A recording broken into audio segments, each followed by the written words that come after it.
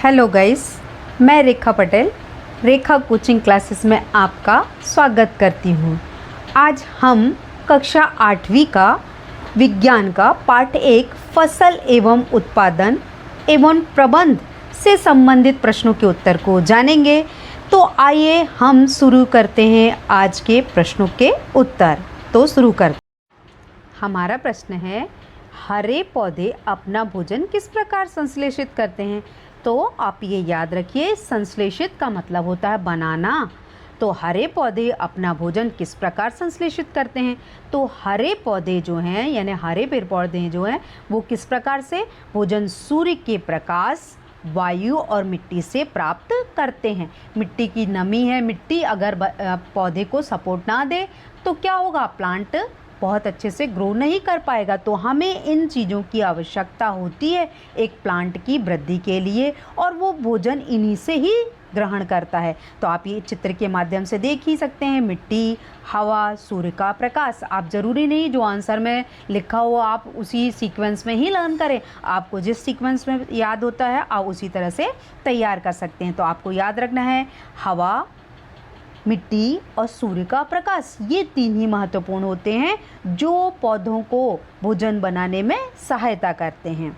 अगला क्वेश्चन जानेंगे है, अगला क्वेश्चन, हम भोजन ग्रहण क्यों करते हैं?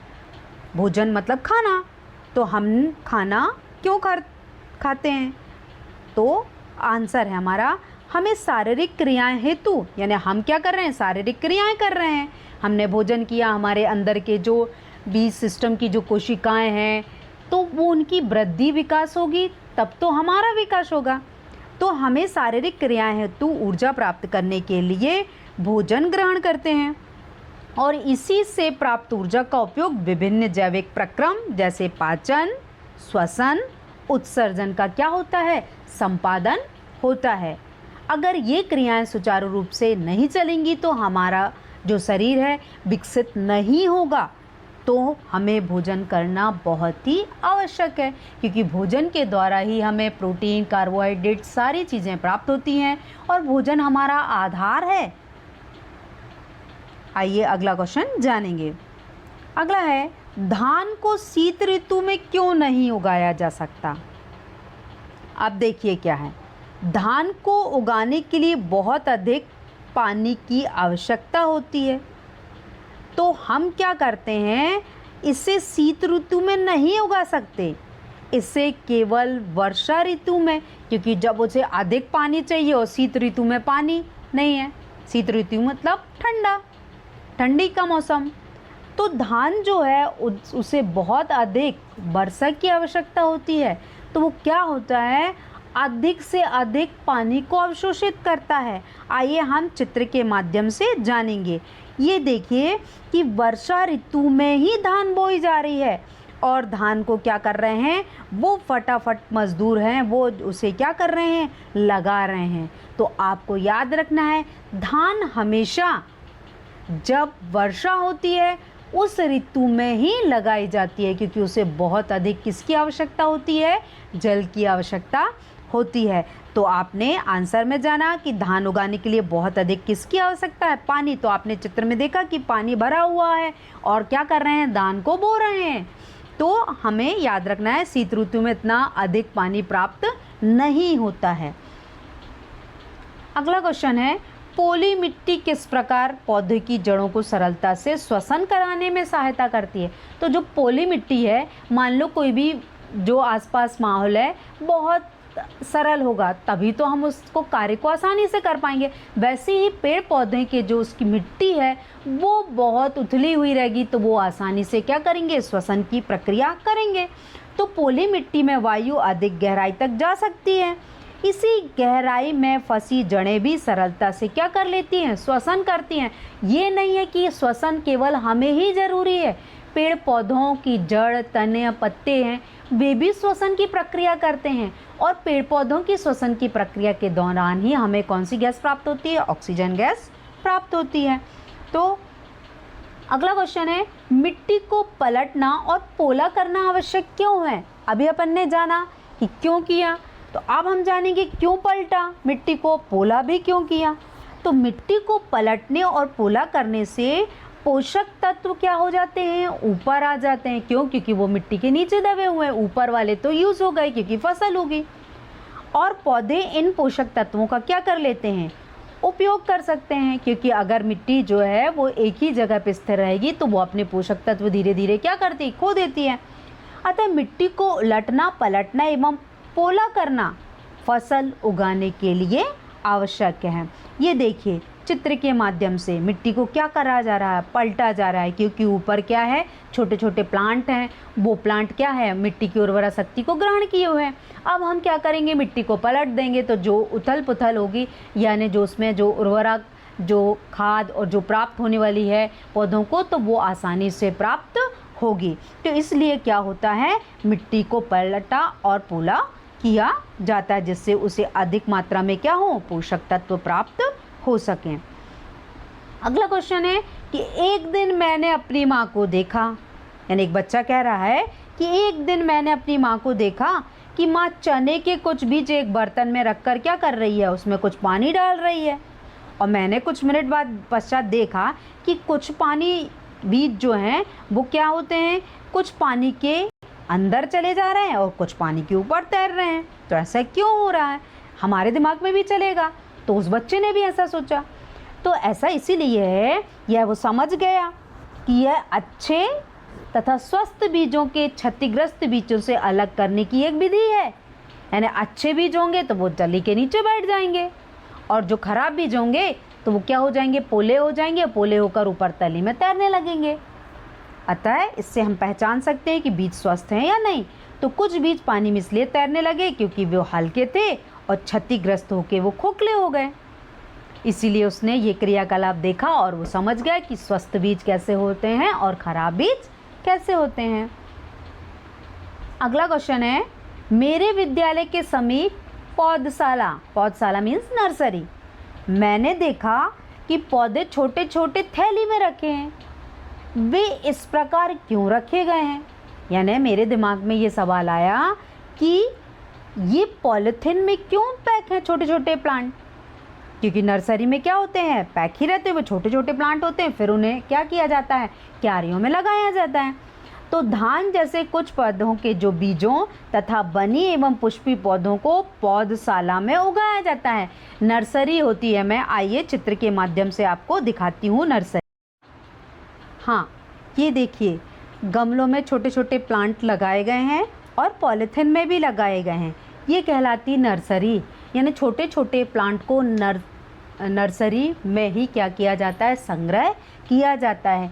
इस प्रकार से संग्रह करने से क्या होता है, उन प्लांटों को आसानी से देखरेख कर सकते हैं, और जब उन्हें ग्रोथ करते हैं तो हम बड़ी जगह पर लगा देते हैं। तो ये देखिए आप चित्रों के माध्यम से बहुत सारे कलरफुल प्लांट को नर्सरी में थोड़ी सी जगह में ही लगा सकते हैं। ये कहलाती है नर्सरी। आइए हम अपना क्वेश्चन जानेंगे।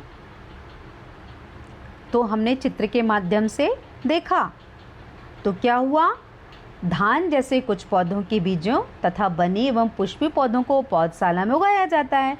जब पौधे तैयार हो जाते हैं तो इन्हें नष्ट होने से बचाने के लिए छोटे छोटे थैलों में क्या रख देते हैं, उनको स्टोर कर देते हैं। फिर जहाँ खेतों में इन्हें रोपित करते हैं तो क्या होता है, इन्हें आसानी से निकालकर हाथों से खेतों में क्या कर दिया जाता है, रोपित कर दिया जाता है। इसलिए ये आसानी से बहुत ही अच्छे से तीव्र गति से विकसित हो जाते हैं और हम अच्छी फसल प्राप्त होती है। अगला है, मैंने एक खेत में उगने वाली स्वस्थ फसल के पौधों को देखा, जबकि पास के खेत में पौधे कमज़ोर थे। कुछ पौधे अन्य पौधे की तुलना में ज़्यादा अच्छी तरह से क्यों उगते हैं, तो देखिए हम जानते हैं। जिन पौधों को पोषक तत्व, जल, खाद और उर्वरक पर्याप्त मात्रा में मिलती है, वे पौधे उन पौधे की तुलना में अच्छी तरह से उगते हैं। अब मान लो हमें भोजन ना मिले तो हम अच्छी ग्रोथ कर पाएंगे क्या, नहीं करेंगे। तो वैसे ही पौधों को वृद्धि करने के लिए पोषक तत्वों की आवश्यकता है। तो उन पौधों को क्या है, अच्छे पोषक तत्व नहीं मिलते, इसलिए वो वृद्धि नहीं कर पाते हैं। तो पौधों को भी वृद्धि करने के लिए पोषक तत्व की आवश्यकता होती है। तो वे पौधे उन पौधों की तुलना में क्या होंगे, अच्छी तरह से उगते हैं जिन्हें पोषक तत्व मिले। और जिन्हें खाद्य पदार्थ, जल और खाद और उर्वरक उचित मात्रा में नहीं मिलते हैं तो वो क्या होते हैं, अपनी वृद्धि नहीं कर पाते हैं, इसलिए वो तुलना में क्या होंगे, कम विकसित होंगे। अगला है, खेत कभी खाली नहीं छोड़े जाते। कल्पना कीजिए कि पोषकों को क्या होता हो, मतलब क्या हो गया, हमने खाली छोड़ दिया खेत तो क्या होगा, तो लगातार अपन ने खाली छोड़ा तो क्या होगा, तो लगातार फसल उगाते हैं तो मिट्टी की जो उर्वरा शक्ति है, जो पोषक तत्व है वो क्या होंगे, कम हो जाएंगे। तो हम क्या करते हैं, कुछ समय के लिए उसमें फसल नहीं उगाते, जिससे कि क्या हो जाए, मिट्टी में उर्वरा क्षमता है वो धीरे धीरे उत्पन्न हो जाए, तो पोषकों की कमी हो जाती है। इस क्षति को पूरा करने के लिए किसान खेतों में क्या डाल देते हैं, खाद डाल देते हैं, उसके बाद क्या करते हैं, फसल को उगाते हैं। अगला है, क्या ये अन्य पौधे विशेष उद्देश्य के लिए उगाए जाते हैं, मतलब उस पेड़ पौधों जो फसल उगा रहे हैं हम, उसके साथ अवांछनीय पौधे भी उत्पन्न होते हैं, तो वो उगाए जाते हैं क्या, नहीं, ये पौधे विशेष उद्देश्य के लिए नहीं उगाए जाते, ये पौधे अवांछित होते हैं और प्राकृतिक रूप से फसल के साथ उग जाते हैं, यानी फसल उगी उन्हीं के साथ छोटे छोटे और भी प्लांट उग जाते हैं, तो प्राकृतिक रूप से क्या होते हैं, वो फसल के साथ उग जाते हैं। इन्हीं पौधों को तो क्या कह रहे हैं, खरपतवार, तो वो खरपतवार उगाई नहीं जाती, वो अपने आप उत्पन्न हो जाती है। अगला है, क्या खरपतवार नाशी का प्रभाव इसके छिड़कने वाले व्यक्ति पर पड़ता है, तो जब कोई गैस या पदार्थ का छिड़काव किया जाएगा तो जो व्यक्ति छिड़क रहा है उसे तो प्रभाव होगा ही, क्यों, क्योंकि वो क्या कर रहा है, उस पदार्थ को क्या है, उस खेत में छिड़क रहा है, तो उसके नाक, उसके मुख और उसके आसपास के वातावरण से उसके शरीर में क्या होगी, प्रवेश करेगी। यदि वो केयरफुली इस दवाई का छिड़काव नहीं करेगा तो उसे भी क्या होगी, हानि होगी, क्योंकि वो कीटनाशक है और हमारे बॉडी के अंदर बहुत सॉफ्ट सेंसिटिव ऑर्गन है। तो हाँ, खरपतवार नाशी का प्रभाव इसके छिड़कने वाले व्यक्ति पर भी पड़ता है, अतः छिड़काव करते समय इन्हें अपना मुंह और नाक कपड़े से क्या कर लेना चाहिए, ढक लेना चाहिए। आइए हम चित्र के माध्यम से देखते हैं कि एक व्यक्ति दवाई का छिड़काव कर रहा है तो किस तरह अपना फेस पैक किए हुए हैं। ये देखिए कि एक व्यक्ति है जो खेत में क्या कर रहा है, दवाई का छिड़काव कर रहा है। तो दवाई का छिड़काव करते समय उसने क्या किया है, अपने हाथों को भी ग्लव्स के पैक किया है और माउथ को भी पैक किया हो। अगर वो अपने माउथ को पैक नहीं करेगा तो उसका असर क्या होगा, उसके शरीर पर भी पड़ेगा। इसीलिए दवाई का छिड़काव करते समय व्यक्ति बहुत सारी सावधानियां बरतता है। तो आइए हम अगला क्वेश्चन जानेंगे। हमारा क्वेश्चन है, मैंने अपनी माँ को अनाज रखे लोहे के ड्रम में नीम की सूखी पत्तियां रखते देखा, मुझे आश्चर्य हुआ, ऐसा क्यों? तो देखिए, नीम की पत्ती को अनाज में रख दिया है तो वो क्यों करते हैं, तो आपको देखिए हेडिंग से ही समझ में आ रहा है, कीट नियंत्रण के लिए किसका उपयोग किया, नीम का उपयोग किया। तो माँ ने अनाज रखे लोहे के ड्रम में नीम की सूखी पत्तियां इसलिए रखी जिससे कि अनाज कीटों से सुरक्षित रहे। इसमें आश्चर्य होने की कोई बात नहीं है, पर वो तो बच्चा था, अब उसे इस बात की जानकारी नहीं थी, इसलिए उसे आश्चर्य हुआ। तो हमने चित्र के माध्यम से भी जाना, जिससे आपको आसानी से याद होगा। अब अगला क्वेश्चन है हमारा, निम्न पर अपने शब्दों पे पैराग्राफ बताना है। याद रखना, वेरी इंपॉर्टेंट पॉइंट है, ये पेपर में आपको पूछा जाता है। मिट्टी तैयार करना, बुआई, निराई और थ्रेशिंग क्या है, तो आपको ये पॉइंटों को, एक एक पॉइंटों को बहुत अच्छे से याद कर लेना है। आपको मैं चित्र के माध्यम से समझाती हूँ। सबसे पहला पॉइंट है मिट्टी को तैयार करना। तो देखिए, फसल उगाने से पहले यह प्रथम चरण है। इस प्रक्रिया में कार्य में जो भी है, मिट्टी को पलटा या पोला किया जाता है। तो हमने मिट्टी को पलटना और पोला करना क्यों आवश्यक है, क्यों ऐसा करते हैं, हमने पहले ही जाना। तो इससे जड़ें भूमि में गहराई तक जली जाती हैं और मिट्टी जो है, पोली मिट्टी क्या करती है, जड़ों को सरलता से श्वसन करने में सहायता करती है। पोली मिट्टी से केंचुआ और सूक्ष्म जीवों की क्या होती है, वृद्धि होती है। जो मिट्टी को और पलटकर पोला करते हैं, तो उसमें मदद करते हैं। तो पूछा जाता है कि किसान का मित्र का किसे कहा जाता है, तो आपको ये याद रखना है केचुए जो होते हैं, अर्थवर्म जिसे बोलते हैं, वो किसान के मित्र कहलाते हैं। क्यों? क्योंकि उसको फसल में जो उलटने पलटने का काम कर रहे हैं वो केचुए हैं। अब वो उलट पुलट कर पोला करते हैं तथा ह्यूमस बनाते हैं। मिट्टी को उलटने पलटने एवं पोला करने की प्रक्रिया जुताई कहलाती है। तो आपको अगर प्रश्न में पूछा जाए जुताई किसे कहते हैं, तो मिट्टी को तैयार करने के बाद उसे मिट्टी को उलटना पुलटना क्या कहलाता है? जुताई कहलाता है। तो आप याद रखिएगा। अगला है बुआई। यह खेतों में बीज डालने की विधि है। इसके लिए अच्छी गुणवत्ता वाले बीजों का चयन किया। तो हमने बीजों को चयन करने से पहले क्या किया? एक प्रयोग किया था। क्या किया था बच्चे ने कि जो उसकी माँ ने क्या किया था, बीजों को किस में डाला था? पानी में डाला। जो बीज नीचे बैठ गए तली में तो वो स्वस्थ थे। तो हमेशा पहले बीजों का चयन कीजिए, उसके बाद ही बीज बोते हैं। तो ये बीज अधिक उपज देते हैं। बीजों को बुआई के लिए परंपरागत औजारों का उपयोग में लाते हैं और कीप का आकार का होता है। इस बीज 2-3 नुकीले सिरे पर पाइपों से होकर गुजरते हैं और ये सिरे मिट्टी को भेद कर बीज को स्थापित कर देते हैं। आजकल बुआई के लिए ट्रैक्टर तथा संचालित सीड ड्रिल का उपयोग किया जाता है, जिससे बीज जो है आसानी से समान दूरी पर गहराई में पहुंच जाते हैं और मिट्टी क्या कर देती है? उस बीज को ढक देती है। तो देखिए मिट्टी को किस तरह से बोया जा रहा है, जो ट्रैक्टर के द्वारा बोया जा रहा है और हाथों के द्वारा भी बोया जा रहा है। तो ये जो बुआई जो है बहुत ही इम्पॉर्टेंट और ध्यान देने योग्य होती है, क्योंकि बीज अच्छा नहीं बोया जाएगा तो उससे फसल का उत्पादन नहीं होगा। तो ये हमारा दूसरा पॉइंट वेरी इंपॉर्टेंट है। तीसरा है निराई। तो एक बात याद रखिए आप, उसके नाम से ही निराई मतलब आसपास जो राई जैसे प्लांट उग गए उनको अलग करना है। तो खेतों में फसल के साथ कई अवांछित पौधे प्राकृतिक रूप से उग जाते हैं। ये अवांछित पौधे हैं, उनको क्या कह रहे हैं? खरपतवार। तो फसलों के साथ जो छोटे छोटे प्लांट उग जाते हैं उन्हें खरपतवार कह रहे हैं।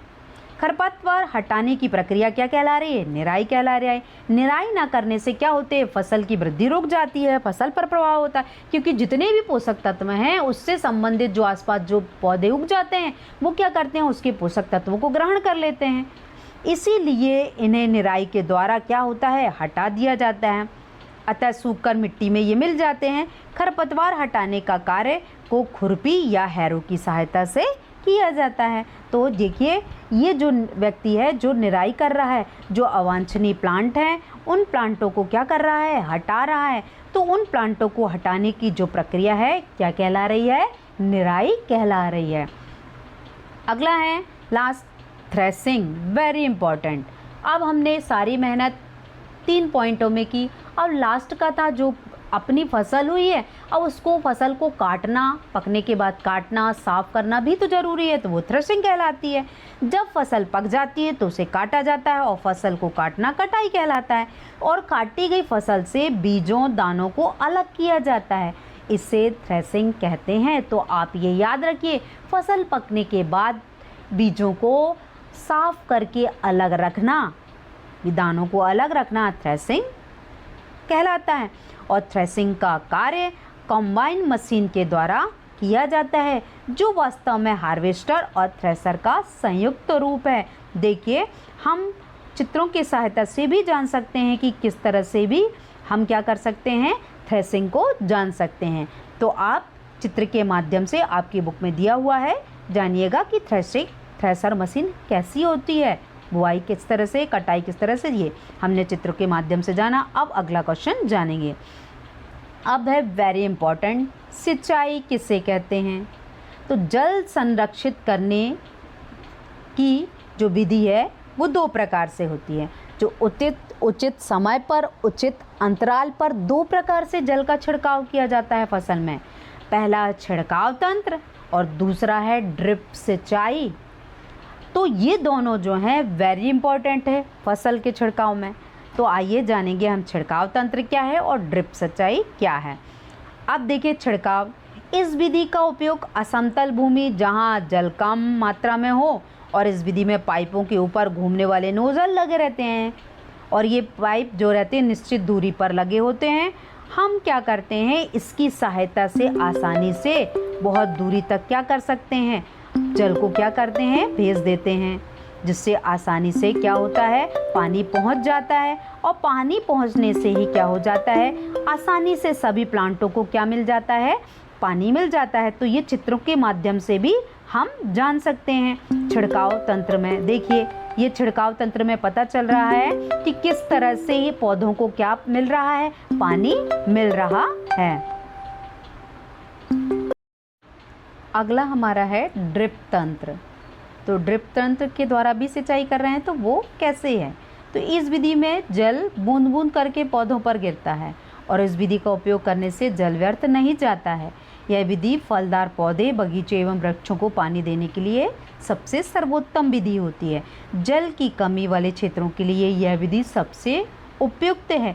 देखिए ये कुएं से पानी क्या कर रहा है, जा रहा है पाइपों के द्वारा और बूंद बूंद करके क्या हर एक प्लांटों के पास जा रहा है।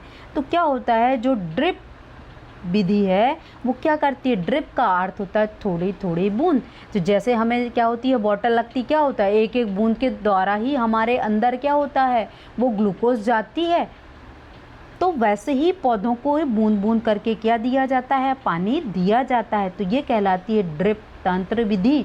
तो ड्रिप तंत्र की विधि के द्वारा क्या किया जाता है, बूंद बूंद करके क्या दिया जाता है, पानी को दिया जाता है। अगला है, खेत में लगातार फसल उगाने से मिट्टी पर क्या प्रभाव पड़ेगा। तो हमने पहले ही जान लिया कि मिट्टी में क्या किया, उल्टा पलटा। तो हम लगातार फसल बोते जाएंगे तो क्या होगा, तो खेत में लगातार फसल उगाने से मिट्टी के जो पोषक तत्व हैं वो कमी आ जाएगी। तो वो कमी होने से क्या होगा, फसल अच्छी नहीं होगी। तो इस कमी को पूरा करने के लिए किसान खेतों में खाद और उर्वरक डालते हैं।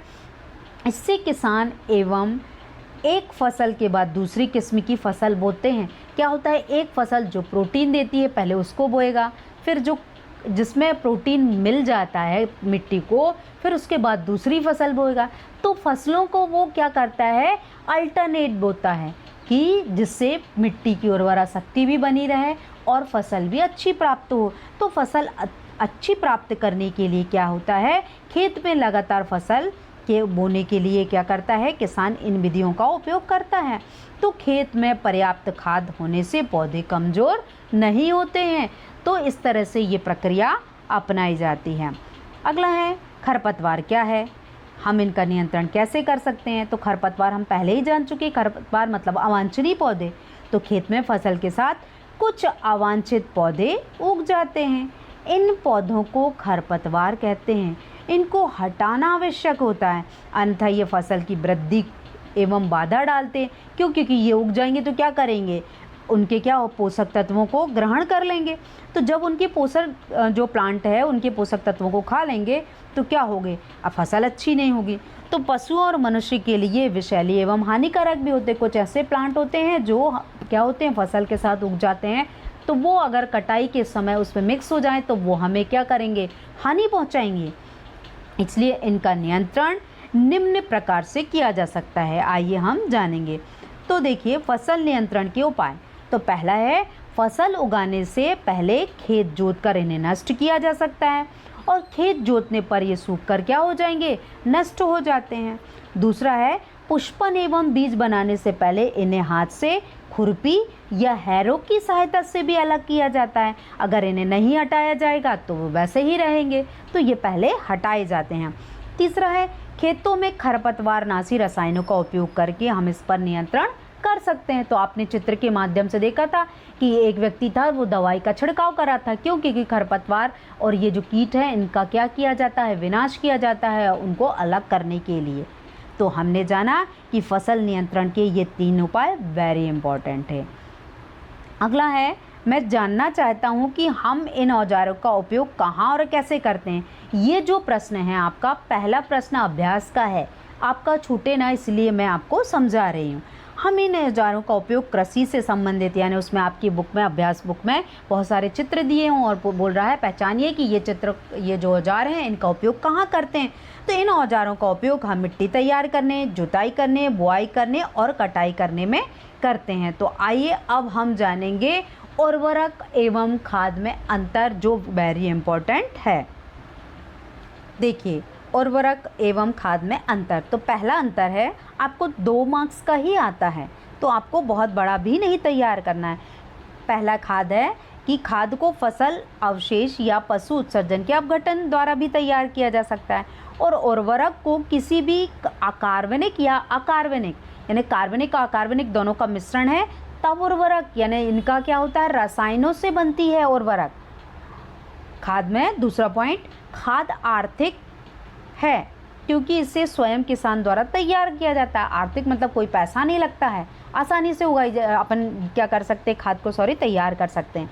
पर उर्वरक जो होती है निर्मित की जाती है, इसमें केमिकल रसायनों का उपयोग किया जाता है। तो वो केमिकल रसायनों का उपयोग करने से क्या होता है, उसे बाहर से खरीदना पड़ता है जो कि बहुत ही महंगी होती है, तो इसे किसान क्या करता है, बाहर से खरीदता है। तो आज हमने जाना उर्वरक और खाद में अंतर।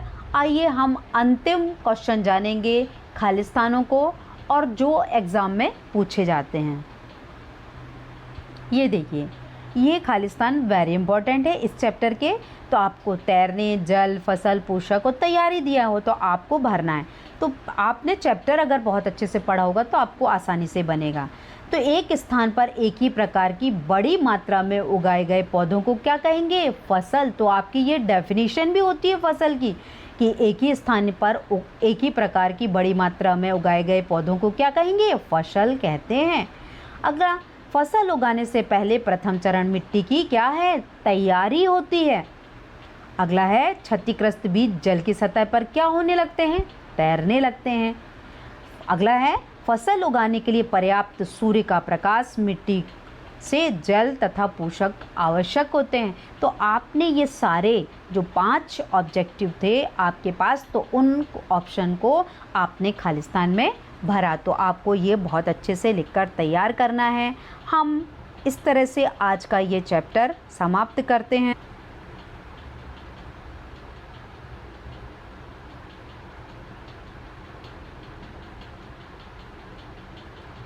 आपको सारे क्वेश्चनों को बहुत अच्छे से तैयार करना है। आज की वीडियोस यहीं तक थी। अगले वीडियोस में बहुत सारे अगले चैप्टर्स के प्रश्नों के उत्तर लेकर आऊँगी। आज के लिए thank you for watching and like and subscribe my channel. और आप लोग याद रखिए कि इससे संबंधित बहुत क्लास 9th के और 10th के भी प्रश्न उत्तर मेरी इस चैनल में डले हुए हैं। जिनके भाई बहन इन प्रश्नों के उत्तर चाहिए है तो आप सब्सक्राइब करके चैनल में देख सकते हैं। Thank you for watching my videos.